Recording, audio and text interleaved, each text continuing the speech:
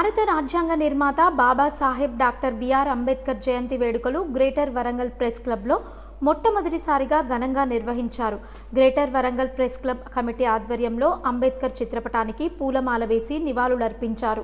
ఈ కార్యక్రమంలో greater Warangal press club అధ్యక్షుడు వేముల నాగరాజు, జనరల్ సెక్రటరీ బొల్లారపు సదయ్య, కోశాధికారి బొల్ల అమర్, ఉపాధ్యక్షులు గోకరపు శ్యామ్ కుమార్, బొడిగె శ్రీను, జాయింట్ సెక్రటరీలు సంపేట సుధాకర్, పొడిశెట్టి విష్ణువర్ధన్, కార్యవర్గ సభ్యులు మంచాల రాజుతో పాటు సీనియర్ జర్నలిస్టులు రోజనాల శ్రీను, నిమ్మకూరి శ్రీనివాస్ శర్మ, కంకనాల సంతోష్ తదితరులు హాజరయ్యారు.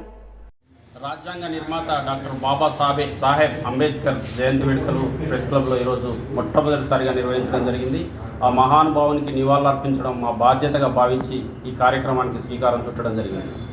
రాజ్యాంగ ఫలాలు అందరికీ అందడం కోసం దాదాపుగా స్వాతంత్రం వచ్చిన సమయంలో 1950 జనవరి 26 రోజు రాజ్యాంగం అమల్లోకి వచ్చింది. ఆ రోజు నుంచి నేటి వరకు కూడా ఆ ఫలాలు సామాన్య ప్రజలకు కూడా అందుతున్నాయి. అందులో భాగంగానే ప్రస్తుతం అమలవుతున్న రిజర్వేషన్లు కావచ్చు, దేశం ఎలా నడవాలి, ఏం చేయాలి అని దిశానిర్దేశం చేసిన మహానుభావునికి ఈ సందర్భంగా ప్రత్యేకంగా నివాళులర్పిస్తున్నాం.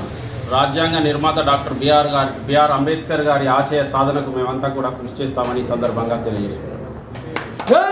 వరంగల్ ప్రెస్ క్లబ్ పెద్దలకు, జర్నలిస్టులందరికీ కూడా అంబేద్కర్ జయంతి శుభాకాంక్షలు తెలియజేస్తున్నాను. మొదటగా మా కమిటీ అందరం కూడా ఏకాభిప్రాయంతో మొట్టమొదటిసారిగా వరంగల్ ప్రెస్ క్లబ్లో ఈ యొక్క జయంతి ఉత్సవాలను నిర్వహించడం జరిగింది. దీంతో మొదటిసారిగా ఈ జయంతి ఉత్సవాలను నిర్వహించడం జరిగింది.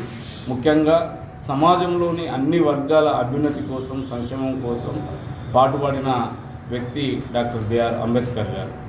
ఈరోజు పురుషులతో సమానంగా మహిళలకు హక్కులు కల్పించి ఈరోజు చట్టసభల్లో కూడా సమానమైన హక్కులు కల్పించారంటే అది అంబేద్కర్ చొరవ.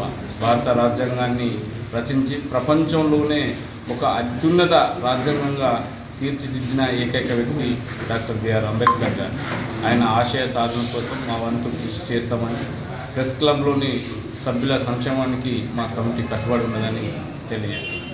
జై భీమ్.